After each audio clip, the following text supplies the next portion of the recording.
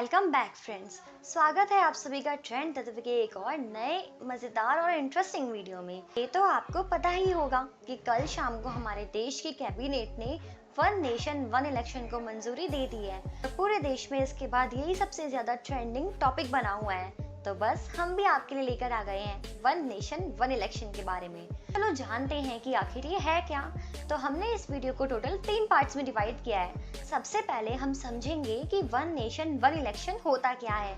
इसके बाद हम जानेंगे कि इसके लागू होने के बाद हमारे देश में क्या क्या पॉजिटिव इफेक्ट पड़ेंगे और क्या क्या नेगेटिव इफेक्ट पड़ेंगे। तो चलो शुरू करते हैं। तो सबसे पहले हम जान लेते हैं कि आखिर ये वन नेशन वन इलेक्शन है क्या और ये कहानी शुरू कहाँ से होती है। तो देखो, पिछले साल 2 सितंबर 2023 को हमारे देश के जो फॉर्मर प्रेसिडेंट है रामनाथ कोविंद, उनकी अध्यक्षता में एक कमेटी बिठाई गई। इस कमेटी में हमारे देश की जितनी भी बड़ी बड़ी नेशनल पार्टीज है और जितनी छोटी पार्टीज है उन सभी के मेंबर्स भी लिए गए, काफी रिसर्चर्स भी लिए गए और इन सभी को वन नेशन वन इलेक्शन में क्या क्या होना चाहिए और हमारे देश में लागू हो सकता है या नहीं, ये जानने का काम दिया गया। मीटिंग हुई थी, उसके हिसाब से इसमें 47 पार्टीज की मंजूरी लेनी थी, जिसमें से 47 पार्टीज में 32 पार्टी इन्हें मान गई है और 80% मंजूरी के साथ ये लागू हमारे देश में होने ही वाला है। तो अब हम ये जान लेते हैं कि आखिर वन नेशन वन इलेक्शन होता क्या है, क्योंकि सबसे इम्पोर्टेंट तो यही है। तो देखो, normally one nation one election एक ऐसा स्ट्रक्चर है जिसमें किसी भी देश में किसी एक टाइम पर 5 साल में एक बार या 4 साल में एक बार पूरे देश में एक साथ इलेक्शन हो जाता है और उसके बाद अगले 5 सालों तक इलेक्शंस का कोई मतलब नहीं होता है और पूरे 5 साल गवर्नमेंट और जितने भी एडमिनिस्ट्रेटिव कर्मचारी है उनका सारा ध्यान अपने काम पर होता है। तो अब इसका फायदा क्या क्या होता है कि अगर मान लो किसी एक देश में एक साथ इलेक्शन हो गए हैं तो फिर जो वहाँ पर ड्यूटीज लगती है, जिन सैन्य कर्मचारियों की ड्यूटीज लगती है, जिन टीचर्स की ड्यूटीज लगती है, काफी बार डॉक्टर्स की ड्यूटीज भी लगती है, वो सब इलेक्शंस में ज्यादा ध्यान ना देके अपना ओरिजिनल काम कर पाते हैं। जैसा कि आपको पता है, इंडिया में इलेक्शंस का मेला लगा ही रहता है। हर 6 या 7 महीने में आपको कहीं ना कहीं से पता चलेगा कि ये यहाँ पर 4-5 विधानसभा में चुनाव होने वाला है। फॉर एग्जाम्पल हम जान लेते हैं कि हरियाणा और महाराष्ट्र में 2024 में चुनाव होने ही वाले हैं, ये तो आपको पता ही है।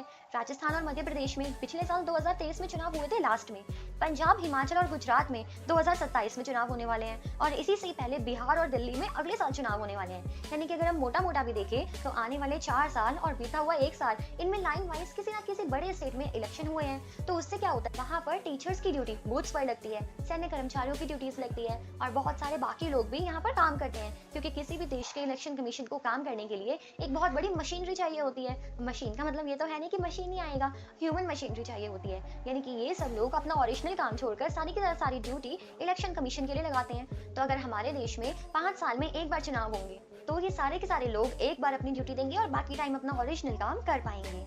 तो अब हम ये जान लेते हैं कि क्या ये हमारे देश में पहली बार हो रहा है या फिर इससे पहले भी ये हमारे देश में आ चुका है। तो हम इसका हिस्टोरिकल बैकग्राउंड भी समझ लेते हैं। तो देखो, ऐसा नहीं है कि ये हमारे देश के लिए बहुत ही नई चीज है, ये यहाँ पर पहले भी हो चुका है। जैसे कि जब हमारा देश आजाद हुआ था तब 1952, 1957, 1962 और 1967 में लगातार 5-5 साल के बाद चुनाव पूरे देश में हुए थे। लोकसभा के और विधानसभा के चुनाव एक साथ हुए थे, यानी कि ये कोई नया नहीं है। अब आप पूछोगे कि अगर हमारे देश में सारे चुनाव एक साथ ही होते थे तो आखिर ये क्रम टूटा कैसे। तो ये क्रम ऐसे ही नहीं टूटा। अब क्या होता है, जैसे मान लो किसी भी स्टेट की गवर्नमेंट है, वो किसी भी कारण से डिसॉल्व हो जाती है तो वहाँ पर राष्ट्रपति शासन लगता है। अब राष्ट्रपति शासन लगने के बाद वहाँ पर थोड़े टाइम के बाद जब राष्ट्रपति शासन हटता है तो दोबारा से इलेक्शन करवा दिए जाते हैं, जिससे ये क्रम टूट गया। अब देखो, हम समझ लेते हैं कि कहाँ कहाँ पर राष्ट्रपति शासन लगा और कौन कौन से स्टेट्स की वजह से ये क्रम टूटा। तो नॉर्मली हम आपको 5 स्टेट्स के एग्जाम्पल देते हैं। जैसे कि 1968 और 1969 में असम में दोबारा चुनाव हो गए थे और उसके बीच में राष्ट्रपति शासन लग गया था। 1967 से 68 में हरियाणा में राष्ट्रपति शासन लगा था और दोबारा चुनाव लगवाने पड़े थे। 1964 से 67 में केरला में, 1968 से 69 में पंजाब में, 1968 से 70 के बीच में यूपी में भी यही हालत हुई थी और 1968 से 69 में बंगाल में दोबारा चुनाव हो गए थे। अब आप कंफ्यूज मत होना कि ये 2-2 साल का नाम क्यों है, क्योंकि एक बार राष्ट्रपति शासन लगने के बाद सरकार के डिसॉल्व होने के बाद दोबारा चुनाव करने में इतना टाइम तो लग ही जाता है। तो ये वो टाइम पीरियड है। इसी टाइम पर हमारे केंद्र सरकार के इलेक्शन हुए थे 1967 में और उसके बाद 5 साल के हिसाब से दोबारा इलेक्शन होने थे 1972 में। तो इसके बीच में इन 6 स्टेट्स में दोबारा से सरकार बन चुकी थी और री इलेक्टेड हो चुकी थी। तो इस वजह से यहाँ पे इनका स्नैक टूट जाता है और जिस वजह से इलेक्शंस आगे पीछे हो जाते हैं। तो ये हमारे देश के लिए नई बात बिल्कुल भी नहीं है।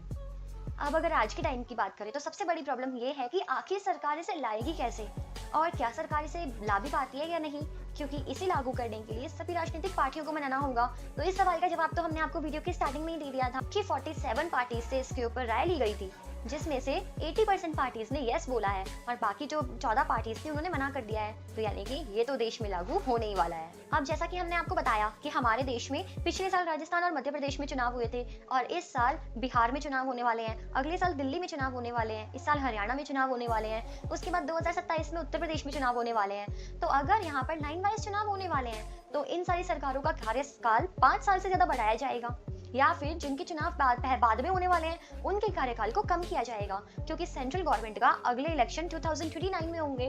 तो अगर उत्तर प्रदेश के इलेक्शन 2027 में होते हैं तो क्या 2027 से 29 के बीच में उन्हें 2 साल ही दिए जाएंगे? ये भी सबसे बड़ा सवाल है। और इन सवालों के बीच में हमारे यहाँ पर 5 आर्टिकल यानी कि संविधान के 5 आर्टिकल आ रहे हैं। अगर हम आपको समझाएं तो आर्टिकल 83 और 85 सेंट्रल गवर्नमेंट के टाइम पीरियड से रिलेटेड है कि इनका टाइम पीरियड कम हो सकता है या नहीं हो सकता है, उसके लिए है।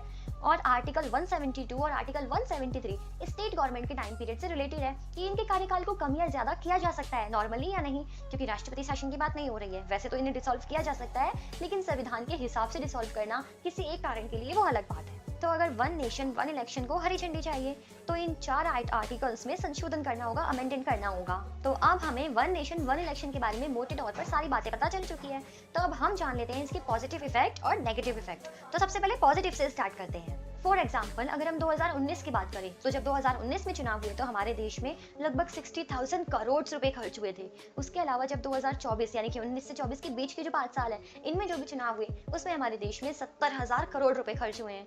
यानी कि हर 5 साल के टाइम पीरियड में जो अलग अलग चुनाव होते हैं उनमें अलग अलग पैसे खर्च होते हैं, क्योंकि किसी भी चुनाव को करवाने के लिए एक बहुत बड़ी मशीनरी चाहिए और वो सारी मशीनरी पैसों से चलती है, क्योंकि यहाँ पर जिन भी लोगों की ड्यूटी लगती है उन्हें एक्स्ट्रा पैसे देने होते हैं। इसके अलावा रैलीज की जाती है, बड़ी बड़ी मीटिंग्स की जाती है और सबसे बड़ी बात है लोगों में जो फ्री में चीजें बांटी जाती है, फ्री बीज दी जाती है, उसका सारा खर्चा लास्ट में सरकार के ऊपर ही आता है। तो अगर पूरे देश में एक बार चुनाव होंगे तो शायद ये सारा का सारा खर्चा कम हो जाएगा।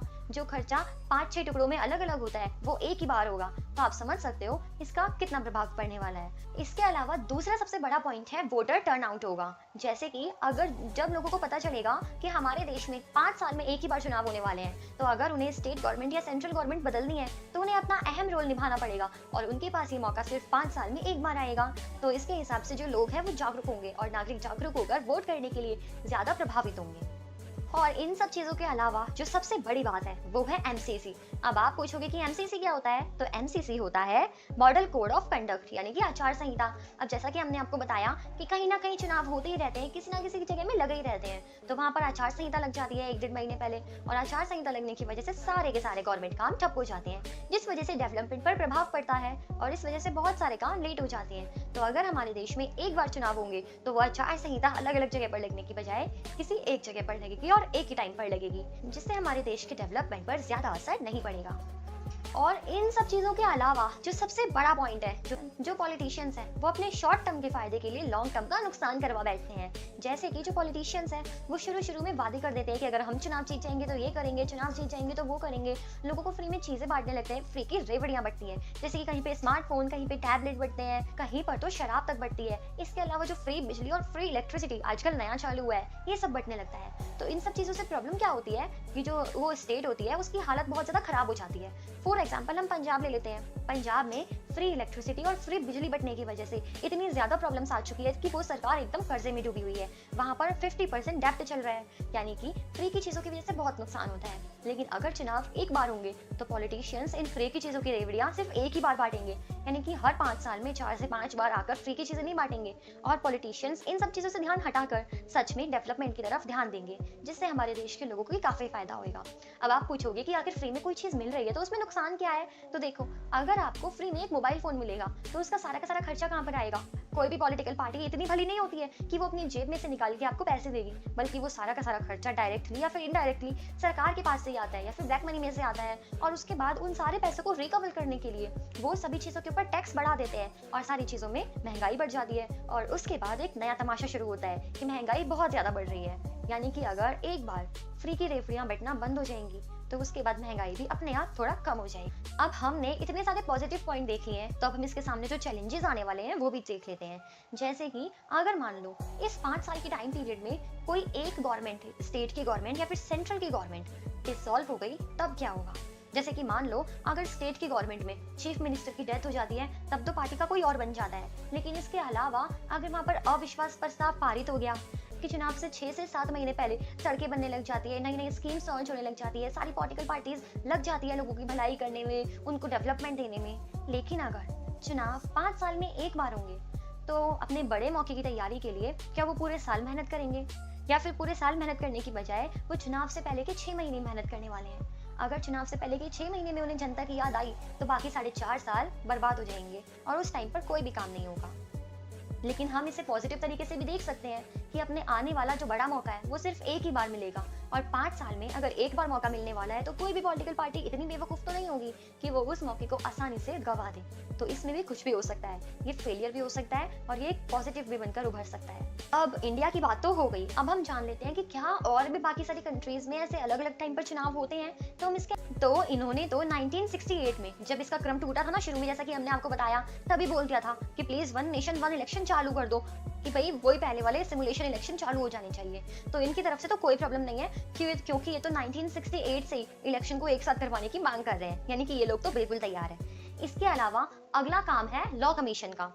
अब इसके अलावा अगला काम है लॉ कमीशन ऑफ इंडिया का। तो देखो, जो लॉ कमीशन ऑफ इंडिया है उन्होंने भी 1999 में यही बात बोली थी कि हमारे देश में वन नेशन वन इलेक्शन वापस आना चाहिए, क्योंकि काफी ज्यादा कंफ्यूजन हो रहा है और काफी पैसा भी खर्च हो रहा है। इसके अलावा जो 2016 में नीति आयोग बना था उनका भी सेम यही कहना था कि हमें वन नेशन वन इलेक्शन के ऊपर काम करना ही होगा, वरना हमारे देश में बहुत ज्यादा प्रॉब्लम्स आने वाली है। यानी कि अगर हम देखें कि इलेक्शन करवाने वालों को कोई प्रॉब्लम नहीं है तो आखिर हमें क्या प्रॉब्लम होगी जब इलेक्शन कमीशन खुद ही तैयार है एक साथ इलेक्शन करवाने के लिए।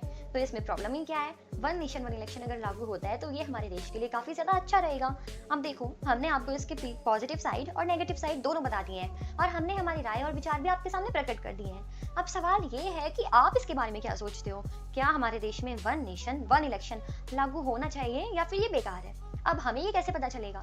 आप हमें ये बताओ कि कमेंट्स के माध्यम से। तो अगर आपके दिमाग में और कुछ चल रहा है तो आप हमें कमेंट्स के माध्यम से बता सकते हो। इसके अलावा सबसे बड़ी बात है कि आपको क्या हमारी ये मेहनत पसंद आई, आपको इस वीडियो से कुछ नया सीखने का मौका मिला या नहीं मिला, ये भी आप हमें वीडियो को लाइक करके बता सकते हो। तो प्लीज अगर वीडियो अच्छी लगी तो वीडियो को लाइक कर देना, और जाते जाते इसी टाइप की और ज्यादा इंटरेस्टिंग वीडियोस के लिए और मजेदार इन्फॉर्मेशन के लिए हमारे चैनल को सब्सक्राइब कर देना। सो सब्सक्राइब ट्रेंड तक। Thanks for watching. Her her Mahadev.